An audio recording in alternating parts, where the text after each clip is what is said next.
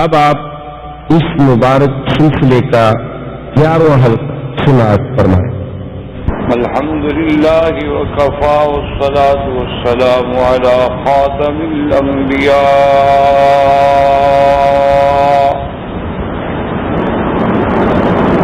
سیدنا وحبیبنا محمد المصطفى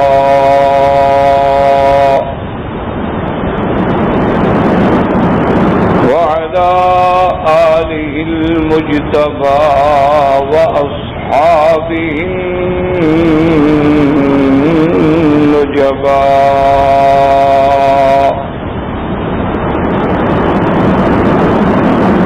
اللهم صل على سيدنا محمد النبي الأمي الحاشمي وعلى آله وأصحابه نجوم الهدى أما بعد فقد قال الله تبارك وتعالى في القرآن المجيد والفرقان الحميد أعوذ بالله من الشيطان الرجيم بسم الله الرحمن الرحيم الحمد لله رب العالمين الرحمن الرحيم مالك يوم الدين قال النبي صلى الله عليه وسلم إنما بعثت لأتمم مكارم الأخلاق أو كما قال رسول الله صلى الله عليه وسلم صدق الله العلي العظيم وصدق رسوله النبي الكريم ونحن على ذلك لمن الشاهدين ومن الشاكرين والحمد لله رب العالمين۔ برادران اسلام، واجب الاحترام بزرگوں، دوستوں اور عزیز نوجوانوں، الحمدللہ دروس تفسیر فاتحہ کے ضمن میں سابقہ درس میں ہم نے اس موضوع پہ کلام کیا تھا کہ سورۃ فاتحہ میں ہمیں جو اخلاقی درس ملتے ہیں وہ کیا ہے، کیونکہ ہمیں یہ بھی حکم ہے کہ تخلقوا باخلاق اللہ، کہ اللہ تبارک و تعالی نے جو ہمیں اخلاق کی تعلیم دی ہے اس کے مطابق ہم خلق اپنائیں۔ اسی طرح انبیاء علیہم السلام کے تمام اخلاق کریمہ جو ہیں وہ اللہ کی ہدایات کے مطابق۔ اسی ضمن میں بعض علماء متاخرین نے سورۃ فاتحہ کے بارے میں یہ بھی ارشاد فرمایا ہے کہ اس کا ایک پہلو جو ہے وہ معاشرتی بھی ہے، معاشرے کی اصلاح سے بھی تعلق رکھتا ہے۔ اس کی وجہ تو ہے نا کہ آخر کوئی اور صورت ایسی آپ کو پورے قرآن میں نہیں ملتی، حالانکہ قرآن تو سارا اللہ کا کلام ہے، کہ کسی صورت کے بارے میں یہ حکم دیا گیا ہو کہ وہ ہر نماز میں پڑھی جائے،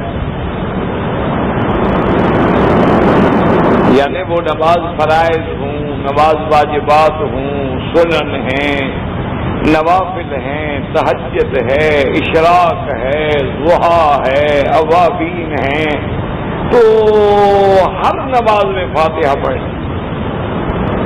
یہ الگ بات ہے کہ بھئی بعض ائمہ کے نزدیک مقتدی کو بھی پڑھنی ہے اور بعض ائمہ کے نزدیک مقتدی کو نہیں پڑھنی، لیکن نماز میں تو فاتحہ آ گئی۔ یعنی جو امام ہے وہ تو بغیر فاتحہ کے نماز نہیں پڑھے. اچھا جہری نمازیں ہیں تب بھی فاتحہ پڑھنی ہے, سری نمازیں ہیں تب بھی فاتحہ پڑھنی ہے.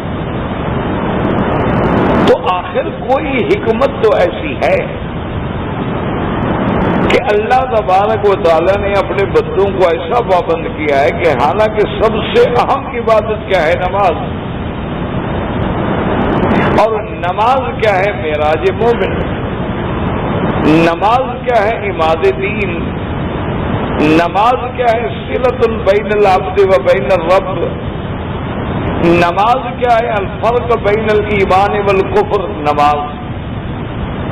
تو اس نماز کی ہر رکعت میں اور تو صورت آپ چاہیں بدل سکتے ہیں لیکن فاتحہ نہیں بدل سکتے. یعنی آپ 4 سنتیں پڑھ رہے ہیں تو پہلی رکعت میں فاتحہ کے بعد آپ کوئی پڑھ لیں سنت. اچھا دوسری رکعت میں آپ کوئی اور صورت پڑھ لیں, تیسری رکعت میں آپ کوئی اور صورت پڑھ لیں, چوتھی رکعت میں اس کے علاوہ آپ کوئی اور صورت پڑھ لیں, سب ٹھیک ہے. فقرؤ ما تیسر جہاں سے آپ کو آتا ہے قرآن پڑھ لیں, لیکن فاتحہ نہیں بدل سکتے.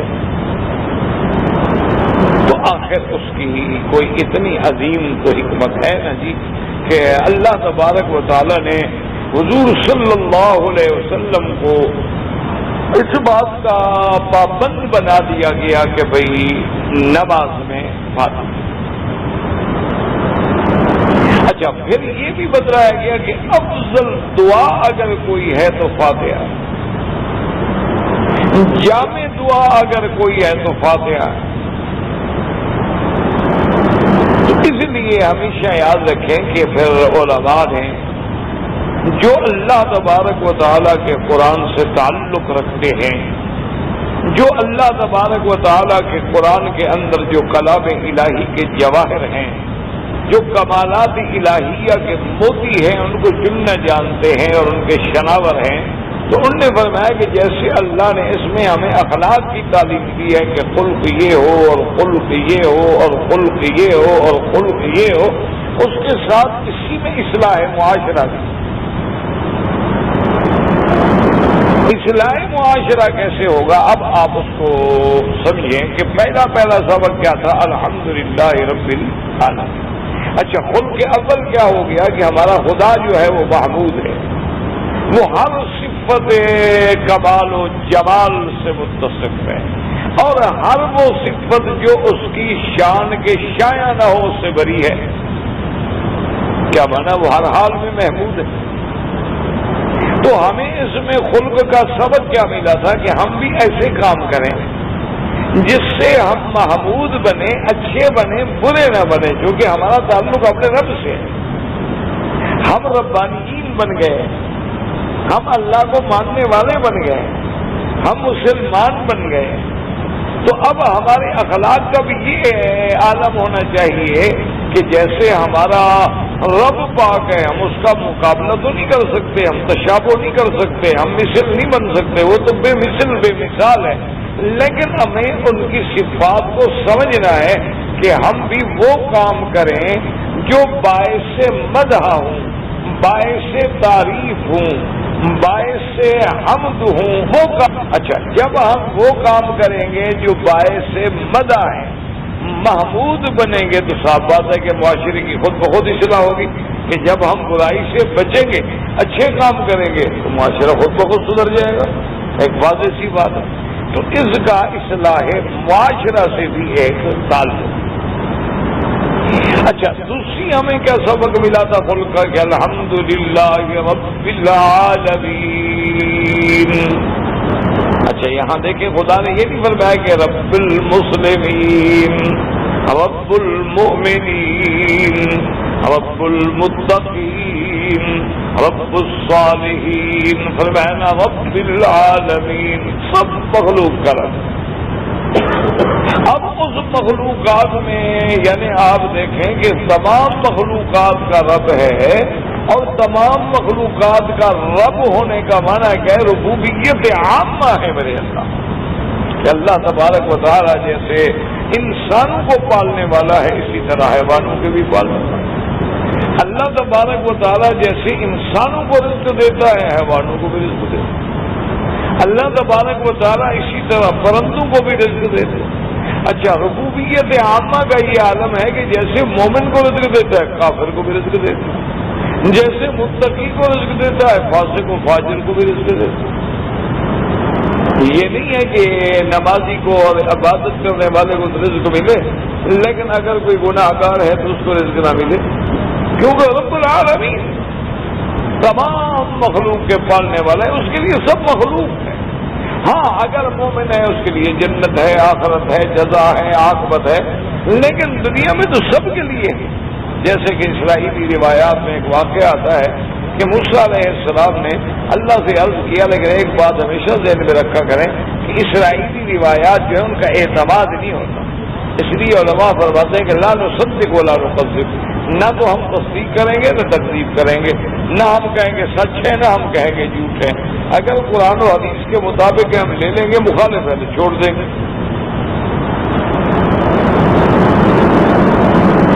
اس واقعے میں یہ آتا ہے کہ موسیٰ علیہ السلام نے اللہ سے درخواست کی کہ یا اللہ آپ رزاق ہیں، آپ رب العالمین ہیں، آپ ساری دنیا کو رزق دینے والے ہیں، اگر مہربانی فرما کے ایک چھوٹی سی بستی کا مجھے بھی عارضی طور پر رزق دینے والا بنا دیں تو آپ کا بڑا احسان ہوگا۔ اللہ فرمایا ٹھیک، چلو اس قوم کے اس بستی کے ہم نے تمہیں انچارج بنا دیا۔ اب اللہ نے تمام نعمتیں بھی مہیا فرما دی۔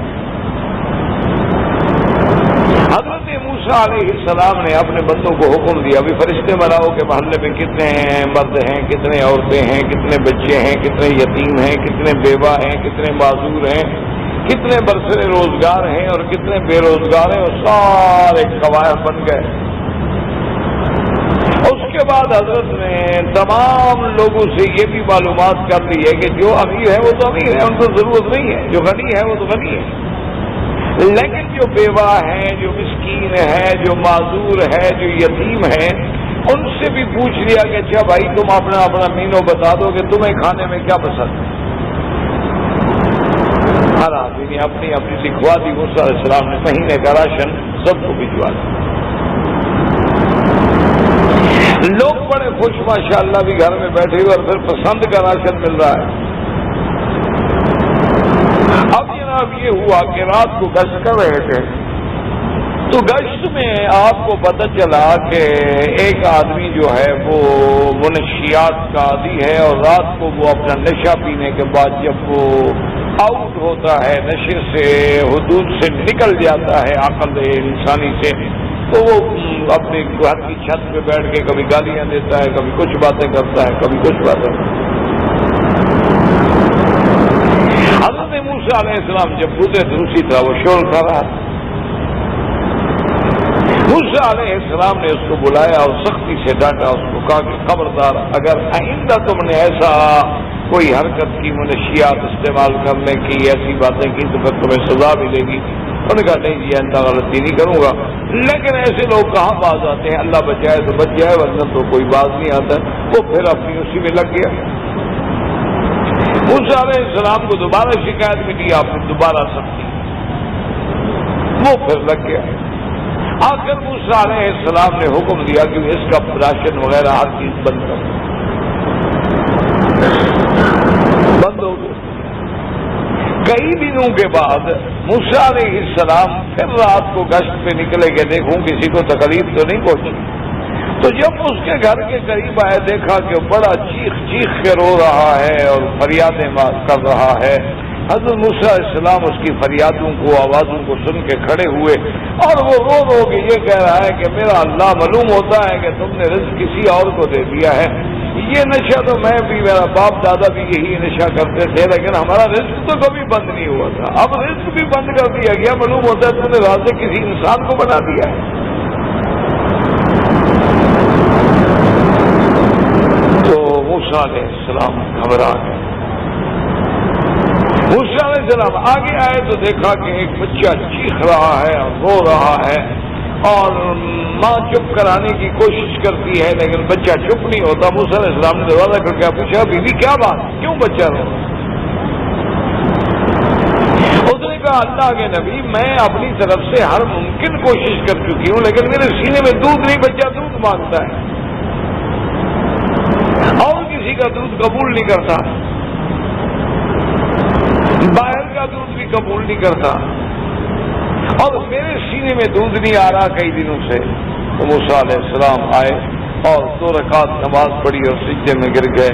نے کہا میرا مولا یہ صفت رزاقیت تیری ہی شان ہے, کوئی بندہ کسی کا رازق نہیں بن سکتا. روٹی تو میں پہنچا دوں, سینے میں دودھ کون لائے گا؟ اور اگر میں کسی گناہ گار کے گناہوں کو دیکھ کے غصے میں آ کے اس کا راشن بند کر دوں تو پھر گناہ گار کہاں جائے؟ تو یہ تجھے ہی دیبا ہے, تو ہی رزاق ہے اور باقی تو ہی رب العالمین ہے. اور اللہ یبسط الرزق لمن یشاء ویقدر, جس کا رزق بڑھا رہے ہیں اس میں بھی حکمتیں ہیں اور کسی کا رزق گھٹا رہے ہیں اس میں بھی حکمتیں ہیں, بندہ سمجھتا نہیں. تو اب اصلاح معاشرہ کے لیے ہمیں کیا خلق ثانی میں سورۃ فاتحہ میں کیا سبق ملا کہ جیسے تیرے رب کی ربوبیت عامہ ہے, سب کے لیے ہے, تیری بھلائی بھی یہ نہ ہو کہ صرف مسلمانوں کے لیے ہو, نہیں کافروں کے لیے بھی ہو. یہودی ہیں, نصارہ ہیں, کافر ہیں, ہندو ہیں, کوئی بھی ہے تیرا ہمسایہ ہے, محتاج ہے, مدد کرو. کیونکہ تم اس رب کو ماننے والے ہو جو سب کا رب ہے. ہاں ایک ہوتی ہے مودت ایمانی, محبت ایمانی, وہ الگ بات ہے, لیکن بحیثیت انسان جو ہے سب پر مہربانی کرنی ہو, چاہے وہ ہمسایہ ہے چاہے وہ ہندو ہے. حضرت امام ابو حنیفہ رحمۃ اللہ علیہ کے بارے میں واقعہ آتا ہے کہ ان کے گھر کے قریب میں بھی ایک نشہ باز رہتا تھا اور وہ رات کو جناب وہ بھنگ شنگ بوٹی شوٹی پی کے اور چھت پہ بیٹھ کے تو بڑے بڑے غزلیں اور قصیدے اور شعر پڑھا کرتا تھا اور کبھی کبھی غصے میں آ جائے تو گالیاں بھی دیتا تھا. تو وہ ایک شعر ہمیشہ پڑھتا تھا عربی میں کہ کاش کہ اس علاقے کے لوگوں نے میری قدر نہیں جانی, اپنے ایک نوجوان کو ضائع کر دیا.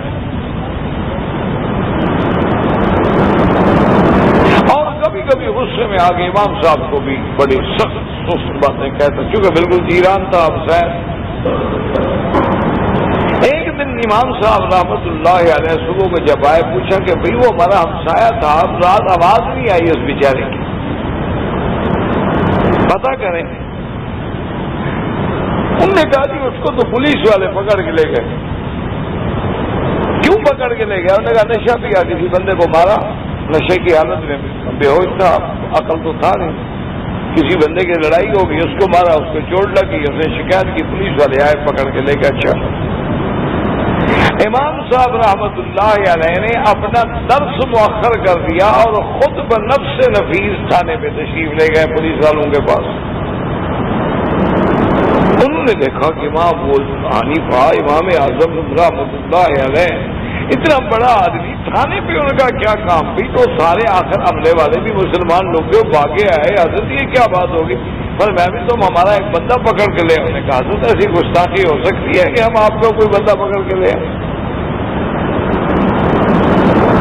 انہوں نے کہا تم فلاں آدمی کو پکڑ کے لے. انہوں نے کہا حضرت وہ آپ کا وہ تو نشئی آدمی ہے, وہ تو بڑا غلط کار آدمی ہے, نشہ پی کے لوگوں کو مارتا ہے, گالیاں دیتا ہے. انہوں نے سنا ہے کہ وہ تو آپ کو بھی گالیاں دیتا ہے. انہوں نے فرمایا تم اس بات کو چھوڑ دو کہ وہ گالیاں دیتا ہے یا گالیاں نہیں دیتا, میرا وہ ہمسایہ ہے. تو عرب کا ایک محاورہ ہے کہ الجار جار ولو جار, ہمسایہ ہمسایہ ہوتا ہے چاہے ظالم ظالم بھی ہوتا, تو وہ میرا ہمسایہ ہے. مجھے تو شدید تکلیف پہنچی ہے اس کے پکڑنے سے. کہا جی ہم بھی چھوڑ دیتے. انہوں نے چھوڑا. امام صاحب رحمۃ اللہ علیہ نے اس کے کندھے پہ ہاتھ رکھا, کہا کہ بھائی تم رات کو کہتے ہو نا کہ مجھے ضائع کرتی, ہم نے تو تمہیں نہیں ضائع کیا نا, ہم نے تو تمہارا خیال رکھا ہے, ہم نے تو تمہیں ضائع نہیں کیا نا بھائی, ہم نے تو تمہارا خیال رکھا ہے, تمہاری خاطر حاضر ہوئے ہیں. انہوں نے کہا امام صاحب خیال رکھا ہے تو پکا ہی رکھ لو, اب مجھے ہمیشہ غریب مدرسے میں داخل کر دو, ہم نے بھی نشہ چھوڑ دیا. اگر امام میرے لیے چل کے آ سکتا ہے تو پھر مجھ سے بدنصیب کوئی ہوگا کہ اب بھی میں گناہوں پہ اڑا رہا ہوں۔ تو مقصد میرے کہنے کا یہ تھا کہ بھائی وہ چاہے اچھا، اپنے بعض قریبی لوگوں نے بھی پوچھا امام صاحب سے کہ حضرت آپ نے یہ اچھا نہیں کیا کہ آپ اتنے بدنام آدمی کے لیے تھانے پہ چلے گئے۔ فرمایا اللہ کے بندے، کئی سال ہو گئے ہیں، مدتوں سے مجھے رات کا جاگنا اور رات کی عبادت جو ہے وہ اسی بندے کی وجہ سے نصیب ہوتی ہے۔ نکاحت کیسے؟ فرمایا کہ جب وہ نشے میں آ کے گالیاں دیتا ہے اور غزلیں پڑھتا ہے اور شعر کہتا ہے تو مجھے اتحاد ہوتا ہے کہ ابو حنیفہ وہ اپنے ایک بھنگ کے نشے میں جاگ رہا ہے اور تم اللہ اور اللہ کے رسول کی محبت میں سوئے ہوئے، تو اس کی وجہ سے تو میں جاگتا ہوں۔ تو میرے لیے تو ایک بہت بڑی ذریعہ ہے۔ اسی لیے جیسا کہ امام احمد بن حنبل رحمۃ اللہ علیہ، اللہ ان کی قبر پہ کروڑوں رحمتیں فرمائے، وہ اکثر جو ہے اپنی نمازوں میں دعا فرمایا کرتے تھے رحم اللہ ابا الہیثم، کہ اللہ ابا الہیثم پہ رحمت کر۔ اور ابا الہیثم جو ہے وہ علاقے کا سب سے بڑا ڈاکو تھا، سب سے بڑا ڈاکو، قاتل، جابر، فاسق، فاجر۔ کچھ دنوں تک لوگ چپ رہے، جب امام صاحب کی دعا متواتر جاری ہو گئی تو لوگوں نے عرض کیا کہ حضرت آپ وقت کے امام ہیں، مقتدا ہیں، اور آپ ایک ڈاکو کے لیے ہر نماز کے بعد جب بیٹھتے ہیں دعا کرتے ہیں تو لوگ سمجھتے ہیں کہ یہ عجیب سی بات ہے۔ فرمایا کیوں؟ فرمایا دیکھو جی، چلو ایک دفعہ آدمی نے دعا کر دی، دو دفعہ کر دی، لیکن مستقلاً بالاستقلال اگر وہ کسی کے لیے دعا کر رہا ہے تو پھر تو معلوم ہوا کہ اس کے ساتھ تو خاص ہمدردی ہے۔ تو امام صاحب نے فرمایا کہ ہاں مجھے واقعی ہمدردی ہے کہ جب مسئلہ خلق قرآن پر مجھے ظالموں نے کوڑے برسائے، تکلیفیں پہنچائیں اور مجھے پیروں میں بیڑیاں ڈالیں، ہاتھوں میں ہتھکڑیاں ڈالیں اور جیل کی طرف لے گئے، اور زندگی میں نے اللہ معاف کرے کہ پولیس نہیں دیکھی تھی، کبھی جیل نہیں دیکھی تھی، کبھی تکلیفیں برداشت نہیں کی تھی، تو میں جب جیل کے دروازے پر جا رہا تھا اندر داخل ہونے کے لیے تو میں نے دیکھا کہ ایک بڑا خوبصورت جوان ہے اور پاؤں میں بیڑیاں ہیں اور ہاتھوں میں ہتھکڑیاں ہیں اور آگے پیچھے پولیس اپنے اسلحہ بردار ہیں، لیکن وہ غرور سے اور دمکنت سے بالکل چلتے ہوئے آ رہا ہے اور چہرے پہ مسکراہٹ ہے، اس کو پرواہ ہی کوئی نہیں۔ جب وہ میرے قریب آیا تو میں پہلی دفعہ زندگی میں جیل جا رہا تھا تو میرے تو پاؤں کانپ رہے، تو اس نے بڑے غور سے مجھے دیکھا اور کہتا ہے کہ انت احمد بن حنبل، کہ یار وہ میں نے سنا تھا امام احمد حنبل تم ہو؟ تو میں نے کہا ہاں میں ہوں۔ تو اس نے کہا مار کے ہنسا اور کہنے لگا واہ بھائی امام صاحب واہ، دیکھو یار میں ڈاکو ہوں، چور ہوں، مال کے لیے، عورتوں کے لیے، ان کے عشق میں مبتلا ہو کے میں جرائم کرتا ہوں، دیکھو کس مرضی سے میں جیل میں جا رہا ہوں، تم اللہ رسول کے لیے جیل جاتے ہوئے کانپ رہے ہو، یار بڑے امام بندے ہو۔ اور یار یہ دیکھو نا میں دنیا کے عشق میں کیسے جا رہا ہوں اور تم اللہ رسول کے لیے قربانی دے رہے ہو، پھر کام کیوں رہے ہو؟ تو کہتے ہیں کہ واللہ اس کے اس کلام نے مجھے پہاڑ بنا دیا کہ پھر مجھے تکلیفیں دی گئی لیکن پھر میں نے کبھی اف نہیں کی، تو اس نے مجھے بہادری سکھائی تھی، اس لیے میں اس کی دعا مانگ رہا ہوں کہ اللہ اس پہ رحمت فرما دے کہ کچھ وہ گناہ گار صحیح لیکن جو سبق مجھے اس نے دیا وہ سبق تو مجھے آج تک کوئی مولوی بھی نہیں دے سکا۔ اس نے پریکٹیکل طور پہ، عملی طور پہ مجھے سمجھا دیا کہ دیکھو میں مجرم ہوں لیکن کتنی جرات کے ساتھ میں جا رہا ہوں۔ اور جو بڑے بڑے مجرم ہوتے ہیں تو ان چیزوں کو کچھ سمجھتے ہی نہیں، یعنی وہ تو الٹا نعوذ باللہ ثم نعوذ باللہ پاؤں میں بیڑیاں پڑی ہوئی ہوں تو وہ بڑا اکڑ کے چلتے ہیں کہ بیڑیاں ایک دوسرے سے ٹکرائیں اور آواز پیدا ہو، اور ہتھکڑیوں کو ہتھکڑی پہ مارتے ہیں کہ آواز پیدا ہو۔ کہتے ہیں کہ یہی تو مردوں کے زیور ہیں، مردوں نے چوڑیاں تھوڑی پہننی ہوتی ہیں، چوڑیاں پہننا تو عورت کا کام ہے، مرد کا زیور تو یہ ہے جو آپ نے پہنا ہوا ہے، تم بھی کوئی مرد ہو۔ اس لیے کہنے کا مقصد یہ تھا کہ اللہ نے جب وہ رحم فرماتے ہیں تو اس کی رحمت بے حد و حساب ہے. بارش جب برستی ہے تو یہ نہیں ہوتا کہ صرف انبیاء یا اولیاء کے گھر میں برسے، صدیق کے گھر میں برسے لیکن ابو جہل کے گھر میں نہ برسے. نہیں، اس کی رحمت سے سب پیدا ہوئے. ٹھنڈی ہوائیں چلتی ہیں تو یہ نہیں کہ صرف اس کے دوستوں کو لگے اور دشمن کو نہ لگے. تو اس لیے ہمیں اس سے سبق ملتا ہے کہ ہمارے اندر بھی وہ یہ ہو کہ مسلم ہے، کافر ہے، ہندو ہے، یہودی ہے، نصرانی ہے، ہم اس کے ساتھ مہربانی کا سلوک کریں. اس لیے حضور نے فرمایا کہ دیکھو اگر تم گوشت تھوڑا ہے پانی تو بڑھا سکتے ہو، شوربہ زیادہ کر دو، حسین کے گھر میں جو تھوڑا سا پیالے میں شوربہ ڈال کے بھیج دو، کوئی شورو نہیں کھا لے گا. تو ہمیں یہ بھی سبق صورت فاتحہ سے. اور آگے جو سبق ہمیں ملا اسلام کہ الرحمن الرحیم، مہربان اور نہایت رحم والا. اور یہ ہمیں کیا سبق ملتا ہے کہ تم بھی معاشرے پہ مہربانی کرنے والے بنو، تم بھی معاشرے میں صفت رحمت کا جذبہ پیدا کرو، تم عذاب نہ بنو. اسی لیے حضور صلی اللہ علیہ وسلم نے فرمایا کہ المؤمن لا يكون لعانا ولا فحاشا ولا بذی، کہ مومن کی صفت ہی نہیں ہوتی کہ ایک دوسرے کو لعنت کرے، اس پہ لعنت، اس پہ لعنت، اس پہ لعنت، اس پہ لعنت. یہ مومن کی صفت نہیں ہوتی. آپ حیران ہوں گے کہ مرزا قادیانی، آپ نے نام تو سنا ہوگا نا، تو وہ جس نے نبوت کا دعویٰ کیا، اللہ معاف کرے، بہرحال تو اس نے ایک کتاب لکھی جب غصے میں آیا نا ہمارے علماء کے خلاف. اچھا، بڑے بڑے مناظرے ہوئے. اب سیدھی بات ہے کہ جھوٹا تو جھوٹا ہوتا ہے نا، حق حق ہوتا ہے، جھوٹ جھوٹ ہوتا ہے. جب علماء نے اس کے تمام اعتراضات کے دندان شکن جواب دیے، مناظروں میں شکستیں دی، مباہلے کی دعوتیں دی، قدم قدم پہ اس کا تعاقب کیا، تو اس نے جناب ایک پمفلٹ لکھا اور غصے میں آنے کے بعد اوپر سے لکھی ہمارے علماء کی فہرست، نام لکھے مثلا فلاں فلاں فلاں فلاں فلاں فلاں، اور تمام علماء جو اس کا تقابل کرتے تھے ان کے نام لکھے. اور نام لکھنے کے بعد پھر اس نے نیچے شروع کیا لعنت لعنت لعنت لعنت لعنت لعنت. 1000 دفعہ کتاب میں لکھا ہے.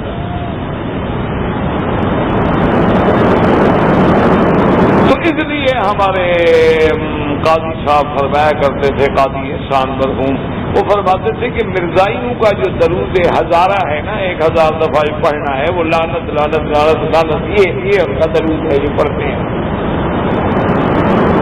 تو مومن کی تو صفت یہ ہے کہ لا یکون لعانا، مومن تو لعنت کرنے والا بن ہی نہیں سکتا، مومن تو فوش پکنے والا بن ہی نہیں سکتا، مومن تو اخلاق سے گری بات کرنے والا ہے، تو صفت ایمان ہی نہیں ہے. تو جس ساتھی نے 1000 دفعہ لعنت لکھی وہ نبی کیسے بن گیا؟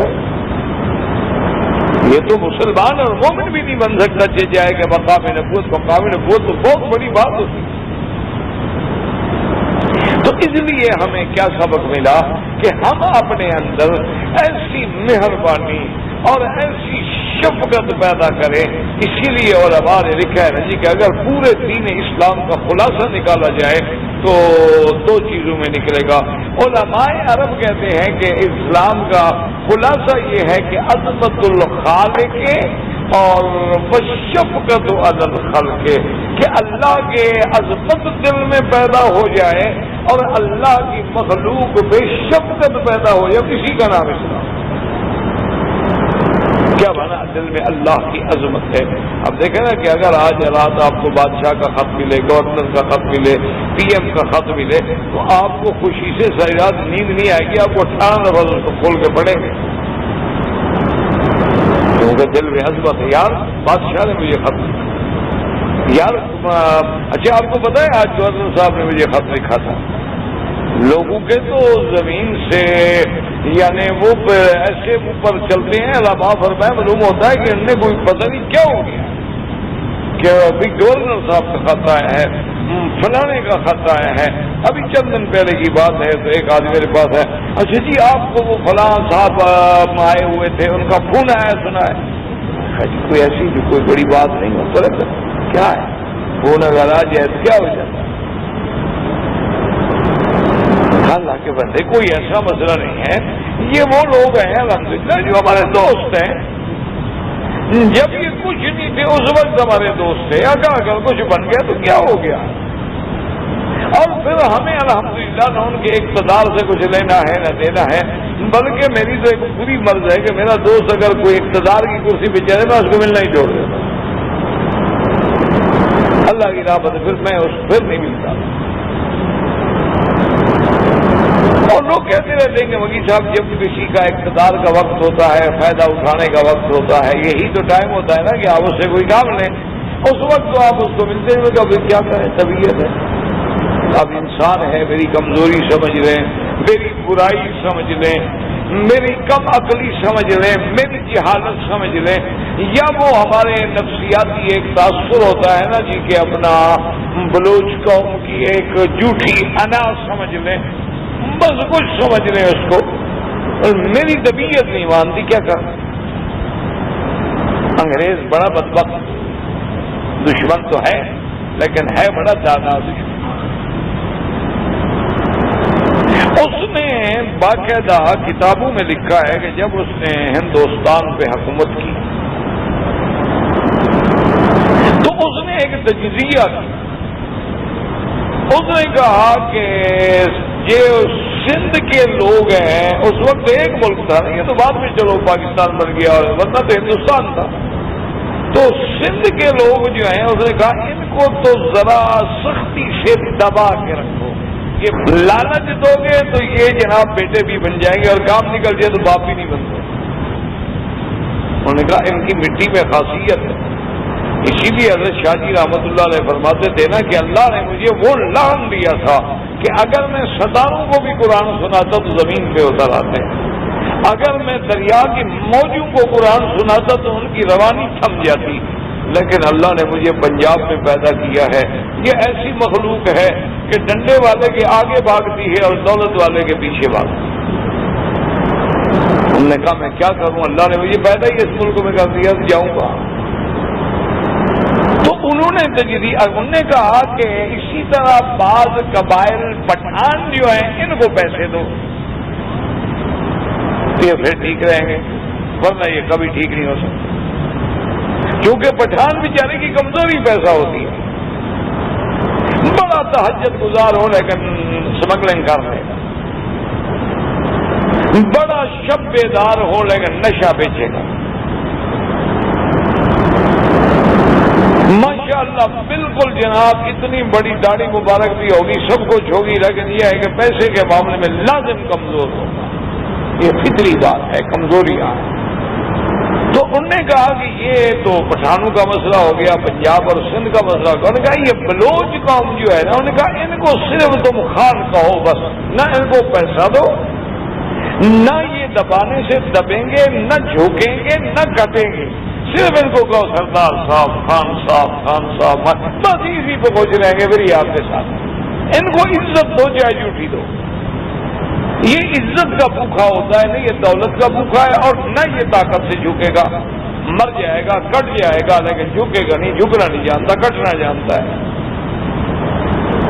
لیکن ان کا علاج کیا ہے؟ انہوں نے کہا جب آئیں تو کرسی پہ کھڑے ہو جاؤ، ان کی گاڑی کا دروازہ کھولو، خان صاحب کو بٹھاؤ، کام ان کا بالکل نہ کرو، بس یہ خان پہ خوش رہے گا. تو یہ کوئی کمزوریاں ہوتی ہیں، مجبوریاں ہوتی ہیں، ہم کیا کریں. مجھے میرے بڑے قریبی دوست ناراض ہو جاتے ہیں. وہ کہتے ہیں وکیل صاحب آپ کا فلاں احترام کرتے ہیں، فلاں آپ کا احترام کرتے ہیں، آپ آتے ہیں ہمارے کام نہیں کرتے، آپ خود اپنا کام. نے کہا بھائی اب میں کیا کروں، میری مجبوری ہے کہ جب وہ اقتدار کی کرسی پہ بیٹھ جاتا ہے پھر میرا ضمیر نہیں مانتا، میں کیا کروں. حالانکہ وہ غریب مخلص ہوگا، لیکن میں سمجھتا ہوں یہ سمجھے گا کہ اب دیکھیں چونکہ اقتدار کیوں، اس لیے مکی صاحب سلام کرنے آئے ہیں. تو میں یہ نہیں طبیعت نہیں گوارا کرتی. اب ڈرے کیا آدمی، میری بے وقوفی ہے، میں خود مانتا ہوں بے وقوفی ہے، لیکن بہرحال ایک انا ہے. کہ میں نے آپ کو کہا نا کہ وہ جھوٹھی انا جو ہوتی ہے نا کہ وہ آپ دیکھیں نا اپنے رسی کو کبھی دیکھیں جل جائے گی لیکن پل نہیں نکلے گا. حالانکہ جل جائے گی، وہ جلی ہوئی پڑی ہو لیکن پل اسی طرح پڑا ہوگا.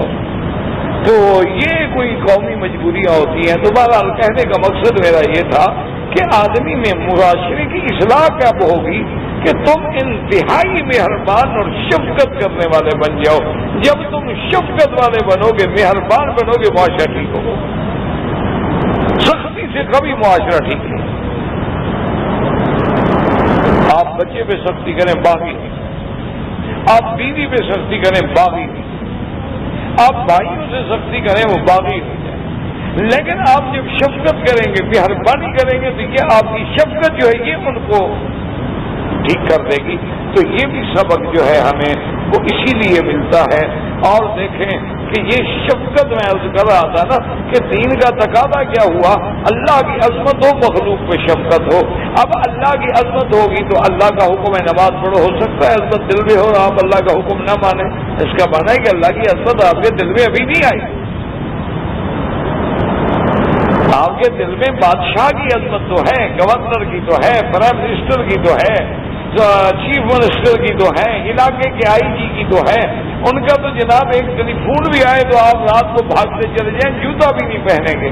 اگر اللہ کی عظمت ہو اور 5 دفعہ بلائے حی علی الصلاۃ، حی علی الصلاۃ، حی علی الفلاح، حی علی الفلاح، اور آپ نہ آئے پھر عظمت کیسے ہوئی؟ اس کا معنی یہ ہے کہ ابھی آپ کے دل میں اللہ کی عظمت ہے. اور شفقت علی الخلق کا کیا معنی ہے کہ شفقت علی الخلق کا معنی یہ ہے کہ آپ کسی کو تکلیف میں دیکھ ہی نہیں سکتے. آپ نے دیکھا کہ بھئی اسی لیے صحیح حدیثوں میں آتا ہے کہ ایک عورت ہے فاحشہ، گناہگار، لیکن وہ سفر میں جا رہی تھی، پیاس نے اس کو تنگ کیا تو راستے میں کچا کنواں تھا، جیسے عام کچے کنویں کھودے جاتے ہیں. تو اس کچے کنویں پر آ کر اس نے دیکھا کہ ڈول نہیں، پیاس بڑی شدید ہے، اب پانی پینا ہے. پھر جب آدمی کو تکلیف ہو تو پھر آدمی سوچتا ہے.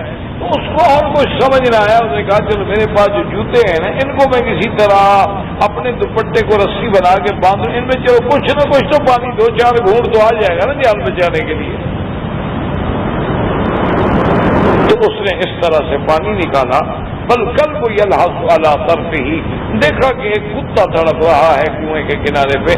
اس نے اپنے منہ میں نہ ڈالا، اسے کہا چلو میں تو بندہ ہوں نا پھر بھر لوں گی، لیکن اس بیچارے جانور کے منہ میں ڈال دوں، یہ تو مر رہا ہے. اس نے فوراً اس کے منہ میں ڈالا، کتا ہوش میں آ گیا. اس نے اور پانی ڈالا اور پانی ڈالا، کتا اٹھ کے بیٹھ گیا، بچ گیا، جان بچ گئی. پھر اس نے خود پانی پیا تو اللہ تبارک و تعالیٰ کی رحمت دیکھیں. اللہ نے فرمایا کہ اچھا تم نے میری مخلوق پہ رحم کیا ہے. کتا ہے ٹھیک ہے، کتا ہو لیکن میری مخلوق ہے، جاؤ ہم نے تم پہ رحم کیا، تمہارے گناہ معاف کر دیے. اور اس کے بعد جو ہے وہ اتنی عابدہ، ناسکہ، زاہدہ بنی کہ اللہ پاک نے اس کو ایک پورا مقام دیا اور عظمت دی، اور ولی من اولیاء اللہ ولایت کے مرتبے پہ پہنچ گئی، صرف اللہ کی ایک مخلوق پہ رحم کر دیا. اسی لیے صحیح حدیث میں حضور نے فرمایا کہ میں انی رائے تو مجھے دکھلایا گیا کہ ایک عورت کو جہنم میں ڈالا گیا. تو پوچھا میں نے کہ کیوں ڈالا گیا؟ انہوں نے کہا کہ ایک بلی کو اس نے باندھ دیا تھا رسی سے، نہ تو اس کو چھوڑتی تھی کہ وہ بیچاری جائے چر پھر لے، کھا پی لے، پانی پی لے، جان بچائے، اور نہ یہ اس کو خود پانی دیتی تھی، خوراک دیتی تھی. وہ تڑپتی تڑپتی مر گئی. اللہ نے اس بلی کی وجہ سے اس کو جہنم میں ڈالا. تو اگر جب آپ کے دلوں میں یہ بات میرے عزیز آ جائے تو پھر معاشرہ کیسے بگڑ سکتا؟ آپ تو ہر کسی سے مہربانی کریں، آپ تو ہر کسی سے شفقت کریں. اسی لیے عربوں میں محاورہ ہے نا کہ الانسان عبید الاحسان، کہ انسان جو ہے وہ احسان کا غلام ہوتا ہے. شریف انسان بے آپ احسان کرتے وہ کبھی نہیں بھولے گا. اس لیے مثل مشہور ہے کہ جو برے ہوتے ہیں وہ بکرے بھی ہضم کر جاتے ہیں، اور شریف کو تو بوٹی بھی یاد رہتی ہے کہ یار اس کے گھر سے میں نے ایک بوٹی کھائی تھی، پانی پیا تھا، نمک کھایا. تو اس لیے انسان کو اللہ نے اس سے ہمیں یہ بھی سبق ملا کہ تم احسان کرنا سیکھو، مہربانی کرنی سیکھو، اور تمہارے دل میں اتنی شفقت آ جائے کہ اپنی چیزوں کو، اپنی خواہشات کو دبا کے دوسرے پہ کہو.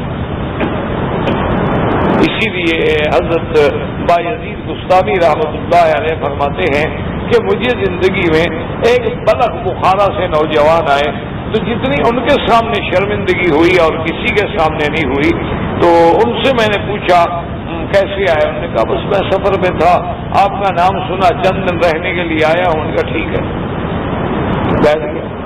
اس نے مجھ سے پوچھا کہ اچھا حضرت بتلائیں آپ لوگوں کا کیا حال ہے، کیسے گزر بسر ہو رہی ہے؟ تو فرماتے ہم نے کہا کہ بھئی اللہ تبارک و تعالیٰ کا شکر ہے، اللہ دے دیتے ہیں شکر ادا کرتے ہیں، نہیں دیتے ہیں تو صبر کرتے ہیں۔ تو وہ ہنس پڑا۔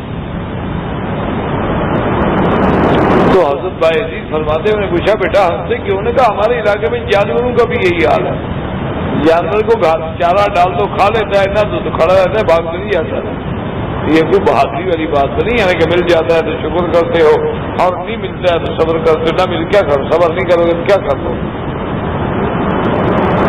تو حضرت بھائی فرماتے میں نے پوچھا یار تمہارے علاقے کے پھر بزرگوں کا کیا حال ہے؟ انہوں نے کہا مل جائے تو دوسروں کو دے دیتے ہیں اور نہ ملے تو شکر کرتے ہیں۔ انہوں نے کہا مقام تو یہ ہوتا ہے کہ یُؤْثِرُونَ عَلَىٰ أَنفُسِهِمْ وَلَوْ كَانَ بِهِمْ خَصَاصَةٌ، کہ خود کو بھوک ہے، خود محتاج ہے، لیکن دوسرے کو ترجیح دیتے ہیں۔ جیسے حضرت جابر میں صحیح حدیثوں میں روایت موجود ہے، حضرت جابر رضی اللہ تعالیٰ عنہ اپنے گھر آتے ہیں اور آ کے اپنی بیوی سے پوچھی حالندہ کی شے تمہارے پاس کچھ ہے؟ اس نے کہا ہاں اللہ کا شکر ہے، بہت جلدی کی اللہ کی نعمت ہے، آٹا بھی ہے، تھوڑا سا سال گوشت بھی ہے۔ بلکہ کتنے آدمیوں کو کافی ہو جائے گا؟ کہتے کہ 4 کو یا 5 کو۔ تو حضرت جابر نے کہا اتنی عرفت الجوع فی وجہ رسول اللہ، میں نے آج حضور کے چہرے پہ اثر دیکھا ہے بھوک کا۔ تو اس نے کہا ٹھیک ایسا کرو کہ جا کے حضور کو دعوت دے آؤ، لیکن بتلا دینا کہ حضور ہمارے گھر میں اتنا کھانا ہے کہ یا تو آپ چوتھے ہوں، 3 اور بلا لیں سب، یا 4 اور بلا لیں اور آپ 5ویں ہوں، اس سے زیادہ نہ ہوں، ہمارے گھر میں بڑی بہادر چیز ہے، حضور کو بتلا دینا۔ اور یہ اس دور کی بات ہے جب حضور خندق کھود رہے ہیں مدینے کی حفاظت کے لیے۔ آپ کو پتا ہے کہ پہاڑ میں خندق کھودنے کا کام ہو رہا ہو تو آدمی کو کتنا پھر بھوک ستاتی ہے، جب گرمی ہو، شدت ہو اور پہاڑ کھودنا ہو، اور وہ بھی ہاتھ کے کدالوں سے، کوئی ٹریکٹر تو نہیں تھے، کوئی مشینیں تو نہیں تھی، کمپریسر تو نہیں لگائے ہوئے۔ تو حضرت جابر رضی اللہ تعالی عنہ نے آ کے حضور صلی اللہ علیہ وسلم کی خدمت میں عرض کیا، اور جب حضور نے سنا تو فرمایا حلموا الی دعوت جابر، فرمایا صحابہ سب چھوڑ دو کام، چلو حضرت جابر کی دعوت۔ وہ تو جناب سینکڑوں آدمی۔ حضرت جابر کہتے ہیں کہ میں تو بڑا حیران پریشان کہ اب حضور نے سب کو بلا دیا ہے تو کھانا کیسے پورا ہو۔ میں بڑا پریشان دوڑا دوڑا گھر آیا، بیوی نے دیکھا کہ چہرے پہ ہوائیاں اڑ رہی ہیں۔ میں نے کہا کیا بات؟ میں نے کہا حضور تو سارے صحابہ کو لا رہے ہیں۔ اس نے کہا تم نے بتایا تھا کہ نہیں بتایا تھا؟ میں نے کہا میں نے بتایا۔ اس نے کہا پھر اللہ جانے، اللہ کا نبی جانے، ہم کیا کریں؟ اب ہمارے بس میں کیا ہے، ہمارا کام تھا بتا دینا، لیکن حضور نے اتنی شدت جوع کے باوجود اکیلا کھانا قبول نہیں فرمایا۔ فرمایا نہیں کھائیں گے تو سب کھائیں گے، نہیں تو کوئی نہیں کھائے۔ حضور صلی اللہ علیہ وسلم تشریف لیا۔ یہ الگ بات ہے کہ حضور کا معجزہ تھا، شان نبوت تھی کہ سب نے پیٹ بھر کے کھا لیا اور کھانا پورا ہے، کھانا موجود ہے، وہ تو معجزۃ الرسول ہے۔ لیکن حضور نے جب دعوت دی ہے اس وقت تو آپ کو پتا ہے نا کہ 5 آدمیوں کو کھانا۔ اسی لیے سیدنا ابی ہریرہ رضی اللہ تعالی عنہ فرماتے ہیں کہ ایک دن شدت بھوک سے اور فاقے سے یہ عالم ہو گیا کہ میں بیٹھ نہیں سکتا تھا۔ کہتے ہیں کہ حضرت مر ابی بکر، حضرت ابو بکر گزرے تو اب میرا ضمیر جو ہے وہ یہ بھی گوارا نہیں کرتا تھا کہ میں کسی سے کہوں کہ مجھے بھوک ہے، مجھے گھر لے جائیں، کھانا کھلائیں۔ تو کہتے ہیں کہ میں نے بہانہ کیا حضرت ابو بکر سے آ کے، میں نے کہا حضرت ایک مسئلہ پوچھنا ہے۔ پر میں پوچھوں بھائی کیا مسئلہ ہے؟ مسئلہ پوچھا، جواب دیا، چلے گا۔ حضرت ابی ہریرہ فرماتے ہیں کہ میرا مسئلہ تو یہ تھا نا کہ میری حالت کو دیکھ کے سمجھ جائیں گے کہ بیچارہ بھوکا ہے، پریشان ہے، گھر لے جائیں گے، کچھ کھلا دیں گے، لیکن انہوں نے نہیں سمجھا میرا مسئلہ۔ حضرت عمر گزرے، وہ بھی چلے گئے، حضور پاک گزرے. میں نے کہا یا رسول اللہ میں نے آپ سے کچھ پوچھا. میں ہاں میرے مسئلے کا مجھے علم ہے، آ جاؤ میرے ساتھ. حضور مجھے اپنے گھر میں لے گئے. وہاں ایک پیالہ مبارک تھا جس میں دودھ رکھا تھا. حضور نے دیکھا کہ وہ پیالہ موجود ہے، دودھ موجود ہے. پر میں ابو ہریرہ ایسا کرو کہ اصحاب صفہ جو ہے نا مسجد نبوی میں رہنے والے غریب صاحب سب کو بلا کے لے آؤ. اب اللہ کے نبی کا حکم ہے، میں کیسے انکار کر سکتا ہوں. اور اصحاب صفہ جو ہے کبھی 70 ہوتے تھے، کبھی 80 ہوتے تھے، کبھی 60 ہوتے تھے، اس کے درمیان میں عدد ہوتا تھا. کہتے ہیں میں سب کو بلا کے لے آیا تو حضور پاک نے وہ پیالہ دودھ والا مجھے پکڑا دیا. فرمایا کہ ابو ہریرہ دائیں ہاتھ سے پلانا شروع کرو. اب ابو ہریرہ فرماتے ہیں کہ جب وہ صحابی منہ کو لگاتے نا تو میں دیکھتا کہ کیا دودھ پکڑا. اب میرا کیا بنے گا بھائی، میرا تو مسئلہ رہ گیا نا. اب وہ جناب پی رہا ہے اور پی رہا ہے، اور اس کے بعد پھر دوسرا، پھر تیسرا، سارے اصحاب صفہ پی گئے. اب حضور نے فرمایا کہ اشرب یا ابا ہریرہ. تو سب سے پہلا حضور نے سبق دیا کہ آپ نے بھی دودھ پی لیا، پھر اکیلا ابو ہریرہ کو نہیں پینے دیا، فرمایا سب کو لے آؤ. اور سب کو لانے کے بعد بھی فرمایا پہلے دوسروں کو پلاؤ پھر خود پینا. یہ اسلام کی تعلیمات ہے. لیکن افسوس یہ ہے کہ آج ہم نے اسلام کو بدنام کر دیا ہے. آج ہم نے اپنے اعمال میں، اخلاق میں وہ بلندی، وہ کردار، وہ باجدی ختم کر دی ہے. حضرت شاہ جی رحمۃ اللہ علیہ کا واقعہ لوگ سناتے ہیں کہ ایک دفعہ کسی جلسے میں گئے. پرانے دور کی بات تھی. اس دور میں گلیاں ہوتی تھی نا شہروں کی، مکانات کی، تو گلیوں میں چھوٹی چھوٹی نالیاں ہوتی تھی جس سے گند بہا دیا جاتا تھا. اور صبح جمعدار جو ہیں وہ آتے تھے صفائی کے لیے، مشکیدہ لٹکائے ہوئے پانی ڈالتے گئے اور جناب وہ جھاڑو مارتے گئے اور صاف کرتے گئے. یہ بڑے سسٹم تو ہوتے نہیں تھے، یہ سیوریج جو ہے یہ تو ہوتا نہیں تھا. تو حضرت جو باہر ہاتھ دھونے کے لیے نکلے، ناشتہ آیا ہوا تھا، دیکھا کہ وہ ایک جمعدار بیچارہ جسے آپ لوگ بھنگی بھی کہتے، تو وہ جھاڑو مار رہا ہے اور صفائی کر رہا ہے. تو ہم نے کیوں بلایا اس کو، ادھر آؤ، جھاڑو پھینک دو. جھاڑو پھینک دیا. کہا بھیا ادھر آؤ. اور شاہ جی نے لوٹا پکڑا، ہاتھ دو. انہوں نے کہا حضرت کیا کر رہے ہیں آپ؟ میں جمعدار ہوں اور پھر میں مسلمان نہیں، میں تو عیسائی ہوں. انہوں نے کہا دیکھو تم عیسائی ہو، تم یہودی ہو، تم کافر ہو، بندے ہو، انسان. انہوں نے کہا حضرت کمال کر رہے ہیں، مہربانی کریں. انہوں نے کہا بس میں کہہ رہا ہوں کہ ہاتھ دھو. شاہ جی ہاتھ دھلا رہے ہیں، صابن دے رہے ہیں، وہ صابن سے ہاتھ دھو رہے ہیں. شاہ جی پانی ڈال رہے ہیں، امیر شریعت، خطیب ہند و پاک، جس کو اللہ نے زبانی جادو دیا تھا. ان من البیان لسحرا جو ہے نا، اس کا نمونہ آقا تھا اللہ شاہ بخاری. کتنے بھی میں اور بمبئی میں اور جناب لاہور میں اور 5-5 10-10 لاکھ کا مجمع ہے. اور شاہ جی نے عشاء کے بعد تقریر شروع کی نا، صبح کی اذان ہوگی، لوگوں کو پتہ نہیں کہ کتنا وقت گزر گیا ہے. کبھی ہنسا رہا ہے، کبھی رلا رہا ہے، کبھی ان کو لطیفے سنا رہا ہے، اور کبھی جب شاہ جی اپنے ترنگ میں آ کے عربی لہر میں قرآن پڑھتے دنیا تڑپ رہی ہے، تو عجیب اللہ نے ان کو خطابت دی تھی. تو اب جناب وہ فرماتے ہیں کہ جب ہاتھ دھلائے اندر لے آئے، کہا بیٹھو بھائی میرے ساتھ ناشتہ کرو. اب وہ غریب بیچارہ حضرت کبھی وہ اس کو تصور ہی نہیں کر سکتا نا کہ عام مسلمان ہی اس کو کبھی اپنے ساتھ نہیں بٹھائے گا، چل جائے گا. اتنا بڑا آدمی جس کے پیچھے 2-2 لاکھ کا مجمع چلتا ہو.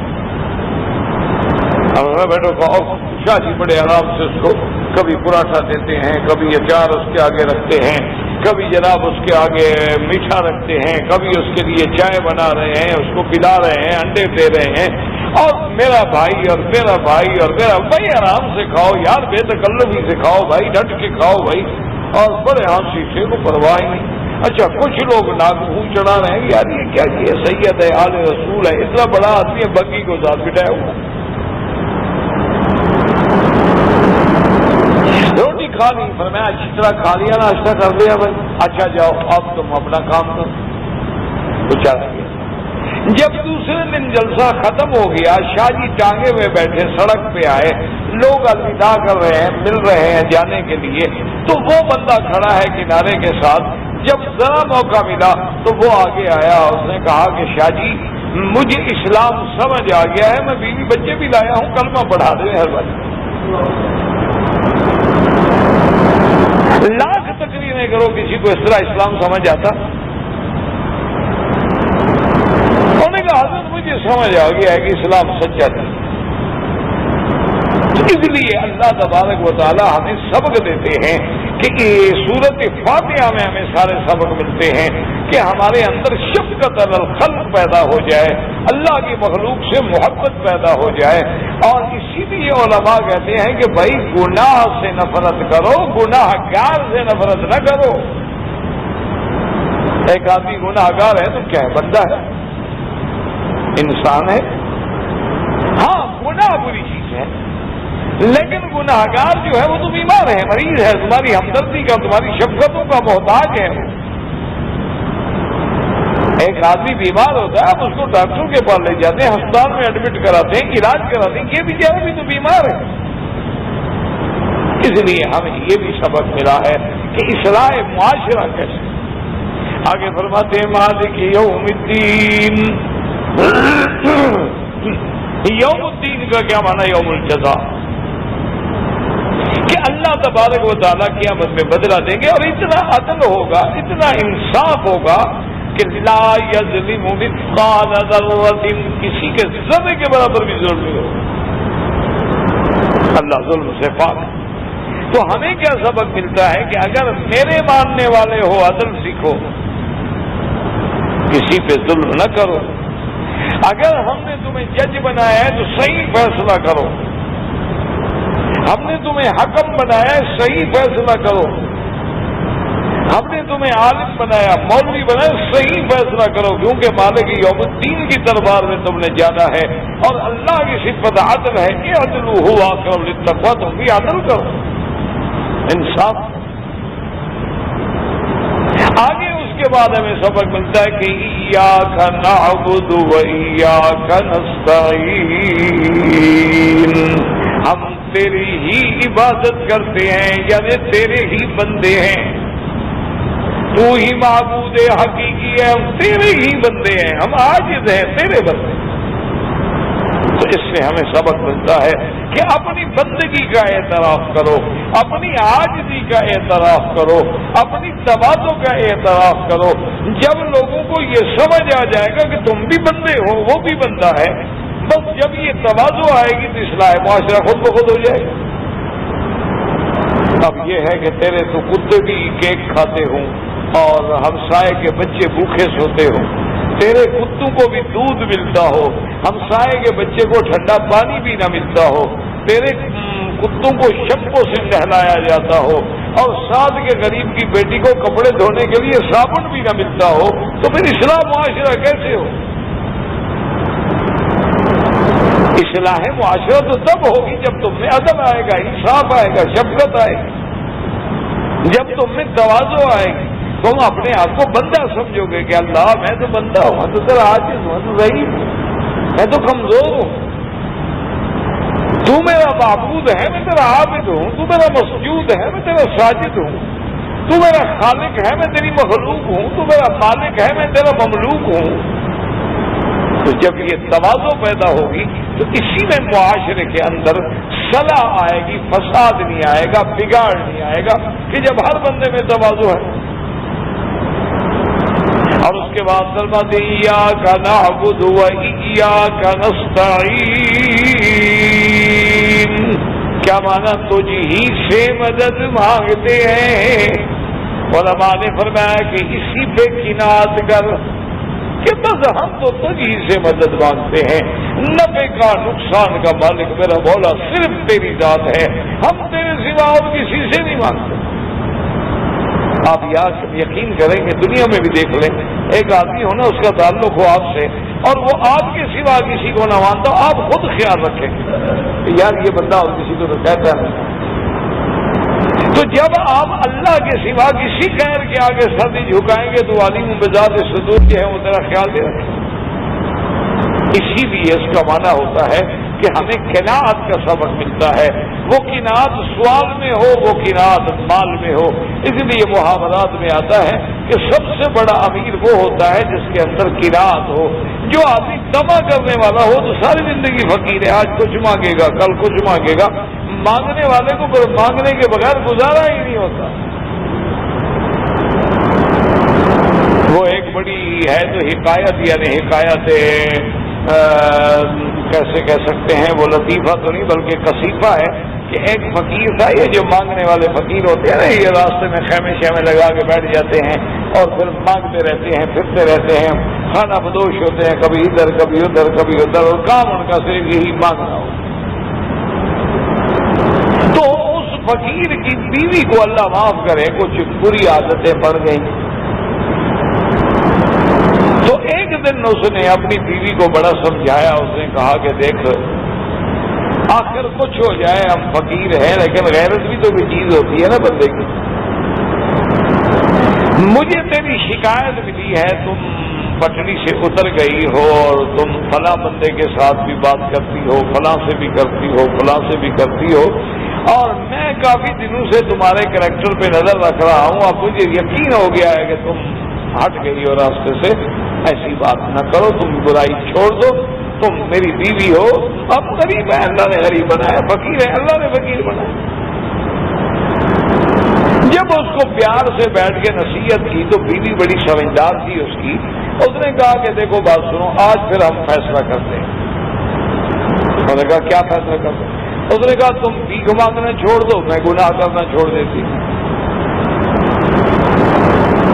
بس آج فیصلہ کرو. بھیک مانگنا تم چھوڑ دو، جو کچھ اللہ نے لکھا ہے مزدوری کر کے کھا لو. میں بھی مزدوری کروں گی، تم بھی مزدوری کرنا.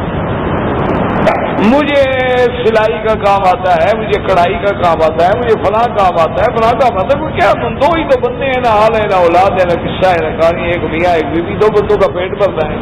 تو ضروری ہے کہ ہم بھیک مانگ کے کریں. تو تم فیصلہ کرو، تم بھیک چھوڑ دو، میں گناہ چھوڑ دیتی ہوں. انہوں نے کہا چلو جی فیصلہ ہو گیا، میں بھیک نہیں مانگوں. وہ نے کہا آج کے بعد میں بھی گناہ نہیں کروں.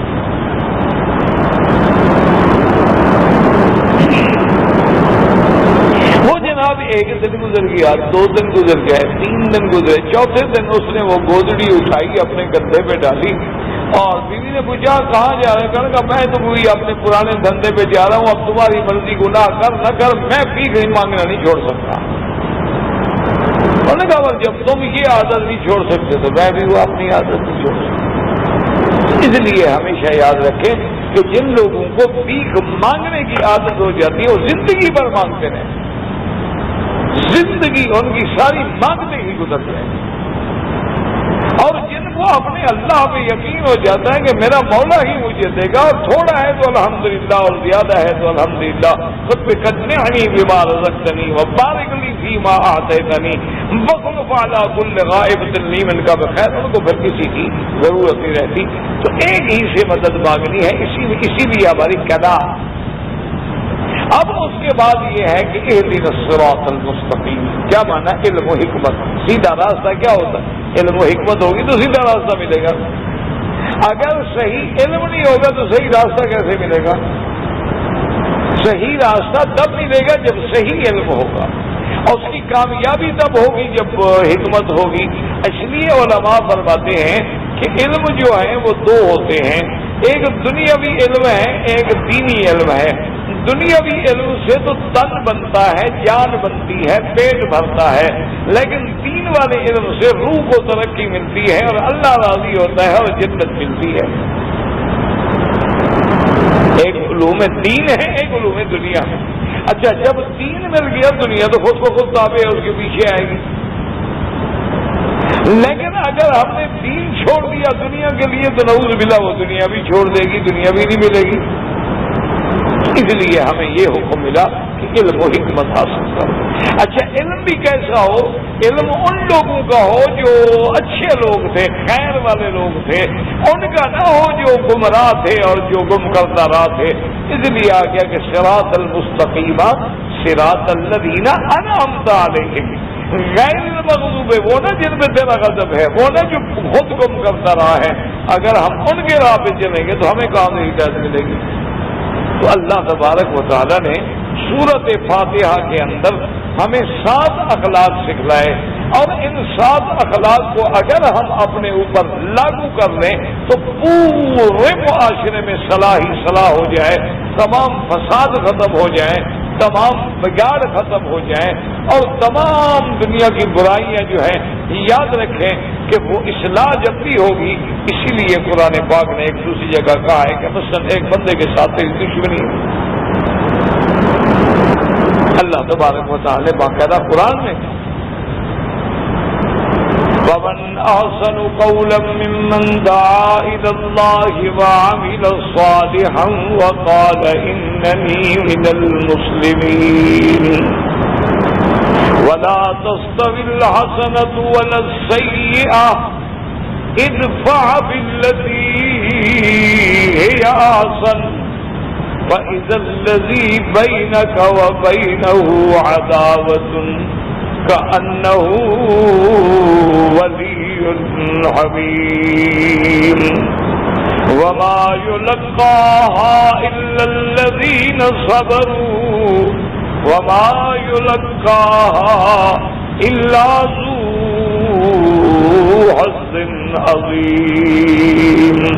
اللہ تبارک و تعالیٰ نے فرمایا کہ میرے بندے کہ اچھائی اور برائی برابر نہیں ہو سکتے، اگر تمہیں کوئی اچھائی کے بجائے برائی پہنچے تو اچھائی سے بدلہ عطا فرما، اور جب تو برائی کا بدلہ، تو شر کا بدلہ خیر سے دے گا، گالی کا بدلہ دعا سے دے گا، تو تیرا سب سے بڑا دشمن جو ہے وہ بھی تیرا دوست بن جائے گا۔ لیکن اللہ فرماتے ہیں ایسا کرنا ہے بڑا مشکل۔ وما يلقاها إلا الذين صبروا وما يلقاها إلا ذو حظ عظيم۔ لیکن اس صبر کو، برائی کو بھلائی سے روکنا، گالی کے بدلے میں دعائیں دینا، پتھروں کے بدلے میں پھول برسانا، یہ ہر کسی کا کام نہیں، یہ بڑے نصیب والے لوگوں کو یہ بات ملتی ہے۔ تو اللہ تبارک و تعالیٰ نے ہمیں یہ اخلاق سکھلائے ہیں کہ ہم ہر وقت جب سورت فاتحہ پڑھتے ہیں تو اس کی ساری صفتوں پہ غور کریں، اللہ کے کمالات الہیہ پہ غور کریں، اللہ کی صفت پہ غور کریں، اس کے محمود ہونے پہ غور کریں، اس کی ربوبیت عامہ پہ غور کریں، اس کے عدل و انصاف پہ غور کریں، اس کے معبود ہونے پہ غور کریں، اس کے نافع اقدار ہونے پہ غور کریں، اس کے ہدایت دینے والا، توفیق ہدایت دینے والا، صراط مستقیم پہ چلانے والا۔ تو جب ہمیں یہ چیزیں حاصل ہوں گی اس کا فائدہ یہ ہوگا کہ صرف ہماری اصلاح نہیں ہوگی بلکہ عالم کی اصلاح ہوگی، کیونکہ حضور عالم کے لیے بھیجے گئے ہیں نا۔ حضور صلی اللہ علیہ وسلم کسی عرب کے لیے، کسی قوم کے لیے، کسی بستی کے لیے نہیں بھیجے۔